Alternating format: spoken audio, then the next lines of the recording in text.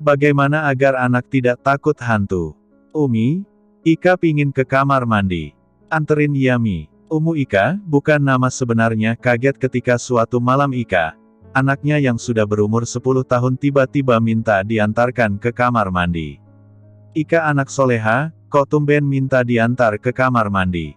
Biasanya berani sendiri. Ika takut ketemu hantu Mi, kata Ika dengan wajah ketakutan. Kisah ini mungkin sangat sering kita jumpai. Tak hanya anak kecil, bahkan banyak orang dewasa yang mengaku takut terhadap hantu. Masih banyaknya budaya dan kepercayaan terhadap hal-hal mistis yang bertentangan dengan syariat, ditambah lagi maraknya cerita maupun film-film misteri di tengah masyarakat semakin memperparah kerusakan dan mengikis keimanan. Rasa takut anak kepada hantu, bagaimanapun harus mendapat perhatian khusus dari orang tua. Karena bila ketakutan sang anak tetap terpelihara, tak hanya membentuk mental penakut pada diri anak tetapi juga dapat mengurangi kesempurnaan tauhid yang sangat kita harapkan terbentuk pada diri sang anak. Sekilas tentang rasa rakut, khauf. Sangat penting bagi orang tua untuk bisa melatih anak mengatur rasa takutnya. Bukan hanya sekedar agar anak menjadi pemberani, tetapi lebih karena rasa takut adalah bagian dari ibadah. Rasa takut adalah bagian dari rukun yang harus ada dalam ibadah, di samping rasa cinta dan harap. Macam-macam takut. Ulama telah membagi rasa takut menjadi beberapa bagian, yaitu 1. Takut ibadah atau disebut juga takut siri, takut terhadap sesuatu yang gaib. Takut ibadah dibagi menjadi 2 macam. A. Takut kepada Allah, yaitu takut yang diiringi dengan merendahkan diri, pengagungan, dan ketundukan diri kepada Allah. Takut semacam inilah yang akan mendatangkan ketakwaan dan ketaatan sepenuhnya kepada Allah. Oleh karena itu, rasa takut seperti ini hanya boleh ditujukan kepada Allah semata karena merupakan salah satu konsekuensi keimanan.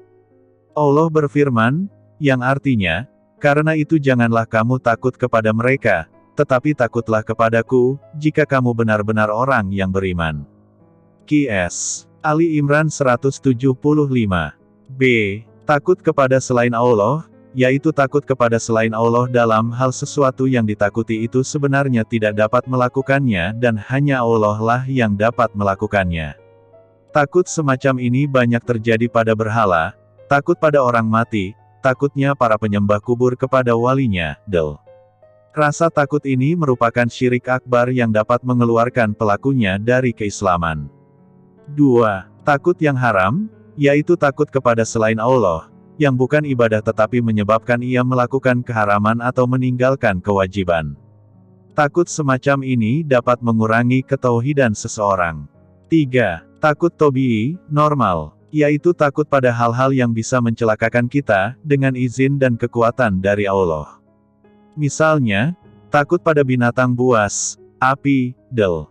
Takut semacam ini wajar ada pada diri manusia dan dibolehkan selama tidak melampaui batas. 4. Takut waham, khayalan, yaitu takut pada sesuatu yang sebabnya tidak jelas. Misalnya, takut pada hantu.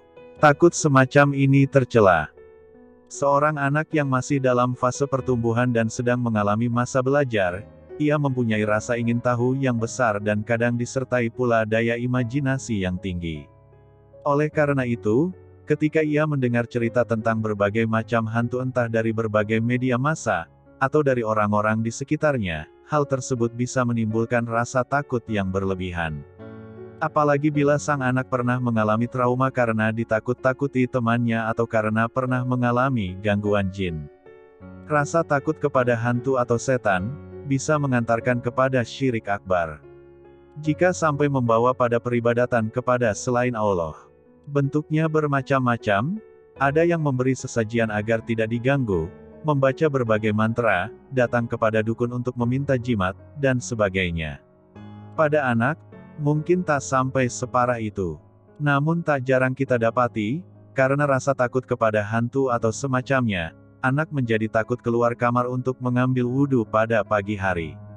Sang anak menjadi menunda-nunda waktu salat subuhnya. Ini hanyalah salah satu contoh. Tetapi sekali lagi, hal ini dapat mengurangi kesempurnaan tauhid sang anak.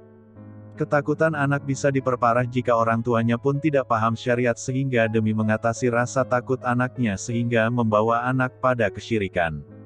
Misalkan menggantungkan jimat pada anak sehingga sang anak terus bergantung pada jimat tersebut hingga ia dewasa.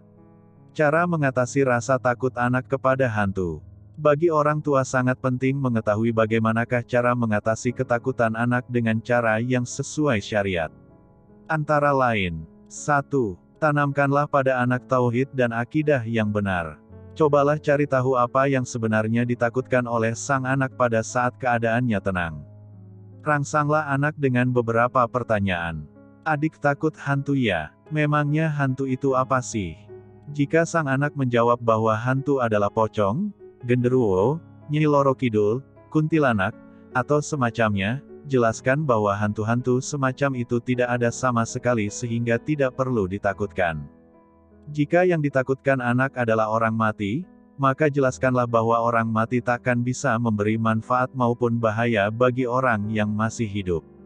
Adapun jika sang anak telah mengerti bahwa yang dimaksud orang-orang dengan hantu adalah penjelmaan dari setan atau jin yang hendak mengganggu manusia, maka orang tua haruslah menjelaskan kepada anak bahwa tidak ada kekuatan yang paling kuat kecuali kekuatan Allah. Seluruh makhluk, termasuk jin dan setan di bawah pengaturan Allah. Ajarkan pada anak meskipun seluruh jin dan manusia ingin mencelakakannya, akan tetapi Allah tidak menakdirkannya, maka ia takkan celaka. Begitu pula sebaliknya. Sungguh indah contoh yang diajarkan Rasulullah Shallallahu alaihi wasallam ketika beliau menasehati Ibnu Abbas radhiyallahu anhu yang ketika itu masih kecil, dari Ibnu Abbas radhiyallahu anhu bahwa ia berkata, pada suatu hari saya pernah membonceng di belakang Rasulullah Shallallahu alaihi wasallam, lalu beliau bersabda, wahai anak muda, sesungguhnya akan kuajarkan kepadamu beberapa kalimat. Jagalah Allah, niscaya ia juga akan menjagamu. Jagalah Allah, niscaya engkau akan mendapatinya ada di hadapanmu. Apabila engkau meminta sesuatu, mintalah kepada Allah. Jika engkau memohon pertolongan, mohonlah kepada Allah. Ketahuilah, andaikan saja umat seluruhnya berkumpul untuk memberikan manfaat kepadamu, mereka tidak akan bisa memberikan manfaat kepadamu kecuali sesuatu yang telah ditetapkan Allah untukmu. Dan andaikan saja mereka bersatu untuk menimpakan bahaya terhadapmu, mereka tidak akan bisa memberikan bahaya itu terhadapmu kecuali sesuatu yang Allah tetapkan atasmu. Pena telah diangkat dan lembar catatan telah kering. Hari, Tirmidzi. Jelaskan pada anak pada hal apakah ia harus takut, yaitu takut kepada Allah, pada hal-hal apakah ia boleh takut tetapi tidak berlebihan dan hal-hal apa yang ia tidak boleh takut sama sekali. Hendaklah orang tua mengenalkan kepada anak-anaknya kepada Allah, nama-nama dan sifat-sifatnya. Karena dengan pengenalan kepada Allah, seorang anak akan mengetahui keagungan Allah, kemahakayaannya, kekuasaannya. Yang harus orang tua ingat, mengajarkan rasa takut kepada Allah juga harus disertai pengajaran rasa cinta dan harap kepada Allah. Sehingga hal ini menjadikan anak ikhlas dan giat dalam beramal serta tidak mudah putus asa. Ajarkan wirid dan doa yang diajarkan Rasulullah Shallallahu alaihi wasallam. Ada banyak wirid dan doa yang bisa diajarkan pada anak.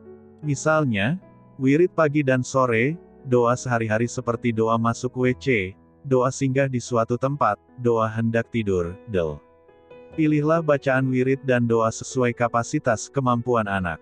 Tak hanya sekedar menghafal, tapi juga pahamkan mereka arti dari doa tersebut sehingga mereka mengamalkan doa-doa tersebut dengan penuh keyakinan akan manfaat doa bagi dirinya. Ajarkan pada anak bahwa doa dan wirid adalah senjata dan perisai bagi kaum mukmin. Karena itu, bila rasa takut menyerang, yang terbaik dilakukan adalah meminta perlindungan dan pertolongan Allah, Rabb seluruh makhluk.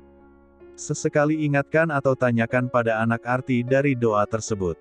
Sekaligus untuk mengetahui apakah sang anak sudah mengamalkan doa-doa tersebut ataukah belum.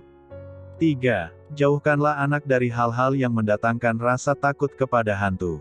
Misalnya cerita misteri, patung dan lukisan makhluk bernyawa, Cerita misteri atau berbau mistis kadang lebih menarik bagi anak karena imajinasi mereka yang tinggi dan masih belum terkontrol baik.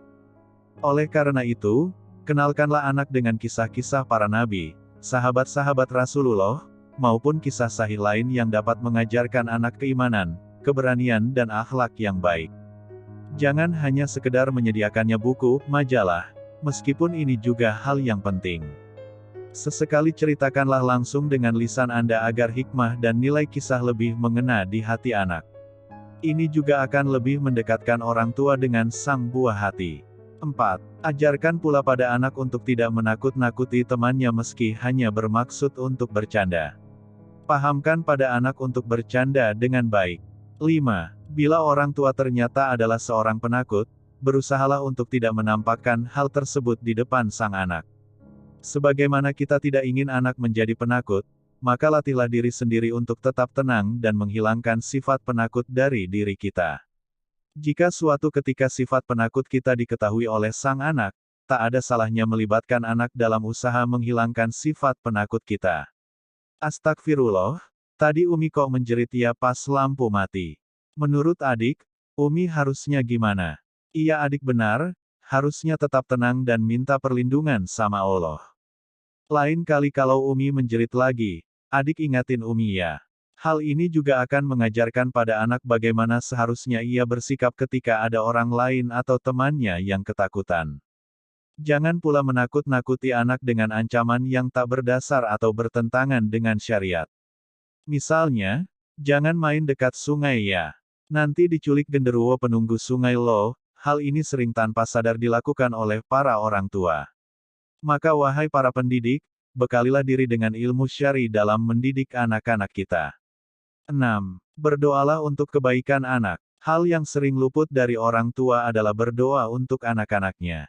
Padahal doa merupakan salah satu pokok yang harus dipegang teguh orang tua. Doa orang tua bagi kebaikan anaknya adalah salah satu jenis doa yang dijanjikan Rasulullah Shallallahu Alaihi Wasallam akan dikabulkan oleh Allah.